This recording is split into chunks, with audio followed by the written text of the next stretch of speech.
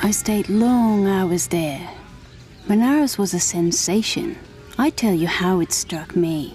I don't know whether the Hindus believe they can change destiny or not, but they come here in their thousands to wash away the bad actions of the past, to move up the ladder of karma, or to escape the wheel of life forever. I knew too little to fully understand what was going on, but I felt that I'd come to a place where life itself was being celebrated. People were contemplating and even worshipping life. Were they driven by traditions or religious obligation? The reason is unimportant.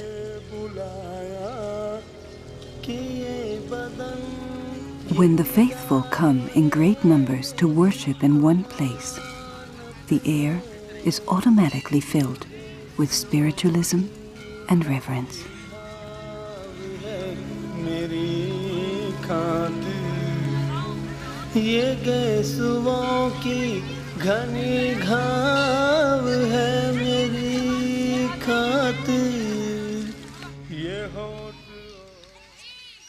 Centuries ago, when the Aryans came to the west, they decided to settle here in the Ganges Valley. The soil was so rich that they changed their wandering ways and began cultivating crops and to organize their social structures. Now I went to a village where the people are still living a continuation of this past.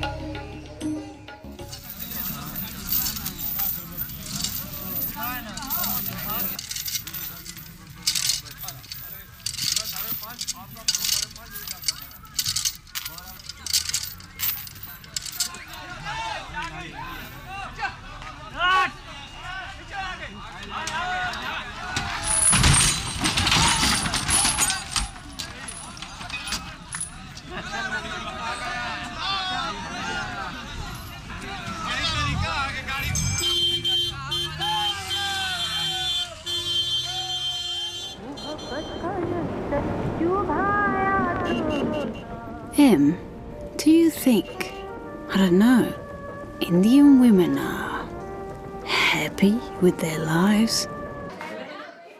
Well, Indian women are rich, poor, young, old, but each has her own religious convictions, and each and every one has her individual character.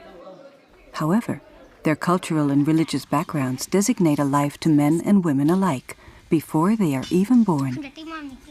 In most cases, a woman would have a fulfilling life, being a mother and a wife. She would earn respect and find security and comfort. Now, in this changing world, women have access to more information, and as a result, a new sense of questioning may enter their minds.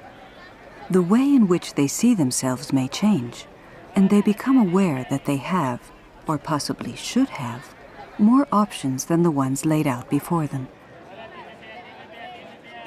Their society might not welcome these new ideas, and that can cause great problems and increasing tension. But I don't know if their awareness necessarily makes them happier or unhappier. It's difficult. Just like it's difficult for women anywhere else in the world.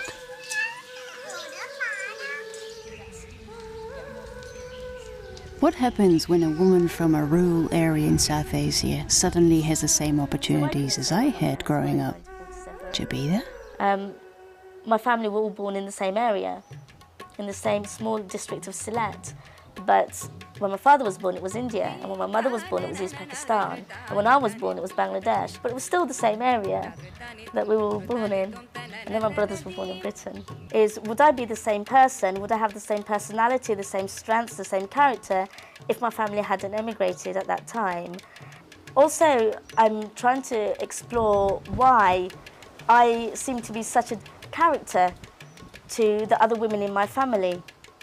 And I think, I'm not looking for answers. I'm not here looking for answers. I'm just exploring the question because I think I've already decided many years ago that there isn't an answer. But I just want to explore it. I want to find out why I have ideas that are so shocking to my mother and sisters. I'm number 3. I have two older sisters. Both my older sisters had arranged marriages when they were 17.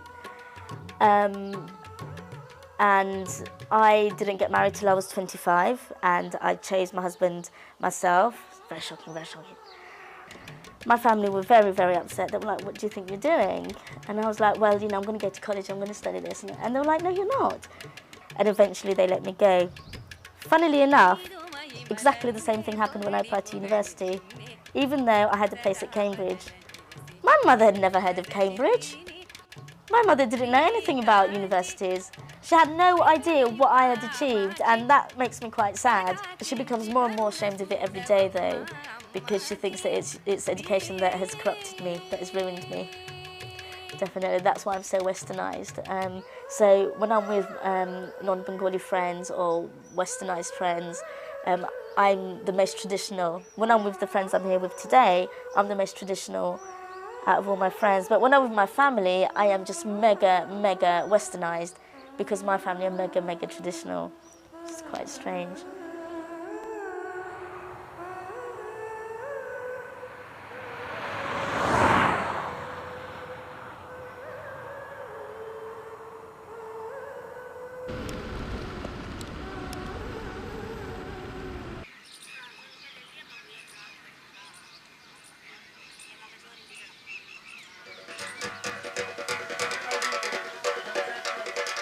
Climb up the eastern hill and you'll see that Pushkar lies at the edge of the Thar Desert.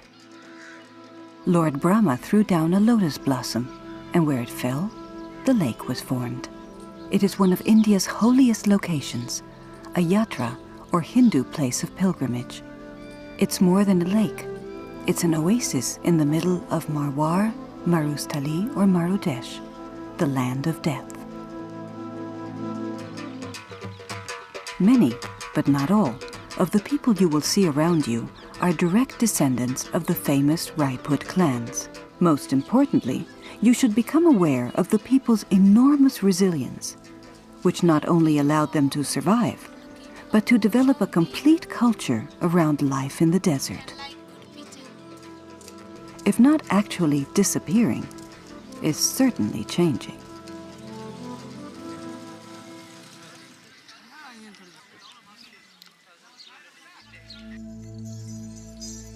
Heat.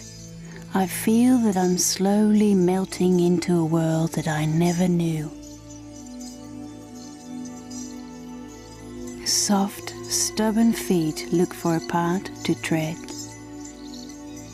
A path for a journey that could be endless. Alone, in the desert, I would be lost.